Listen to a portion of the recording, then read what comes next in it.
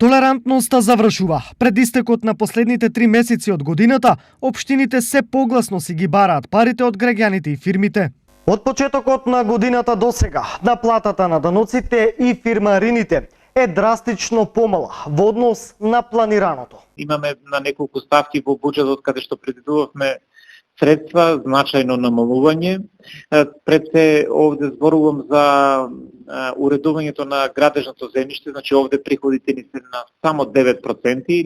Исто така и продажбата на градежно неизградено земјиште ни е на екстремно лоша состојба, значи 6,7%. Меѓутоа, во делот на платата на данокот на имот за физички лица се движи негде околу 52%. Данок на имот кај правните лица овде имаме подобра состојба, односно наплатата овде се движи околу 64%.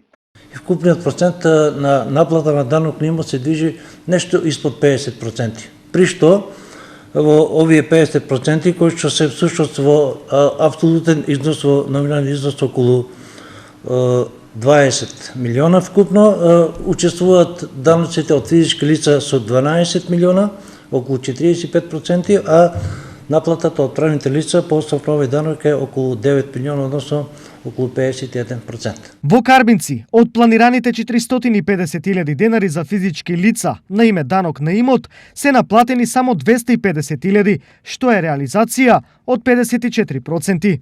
Кај правните лица, состојбата е далеку полоша и наплатата е одвај 18%, од планирани 250.000, наплатени се 45.000. Идентична е и состојбата кај фирмарината, каде општината планирала на 450.000, а собрала само 87.000. Ова не обезбедува градење и реализација на планираните проекти, зашто буџетите за инвестиции во голема мера се полнат токму преку даноците. Овие средства се буџетирани лани и спроектирани во проектот за 2020 година во буџетот и најголем дел од овие средства се однесуваат на инвестиции, односно по финансирање по проекти од страна на општина Карбинци. Што значи дека доколку продолжи овој тренд на неплаќање или неприбирање на даноците во општина Карбинци, ќе се соочиме со ситуација да одредени проекти ќе забават со изградбата. Токму и поради ова, општините се погласни во апелите кон граѓаните и фирмите, обврските да си ги платат. Јас ќе искористам оваа прилика да апелирам до моите сограѓани, до компаниите да уште до сега да немаат завршена оваа врска. Иако вкупниот буџет односно ставката која што очекува на Полишки не е голема, меѓутоа секој денар е добредолен.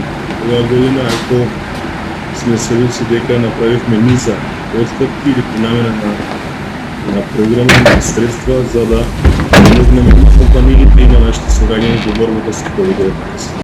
Дали во колкав процент до крајот на годината, кога и последниот рок, општините ќе успеат да наплатат е неизвестно, но само со навремено плаќање, граѓаните и фирмите ќе избегнат несакани последици од известната присилна наплата.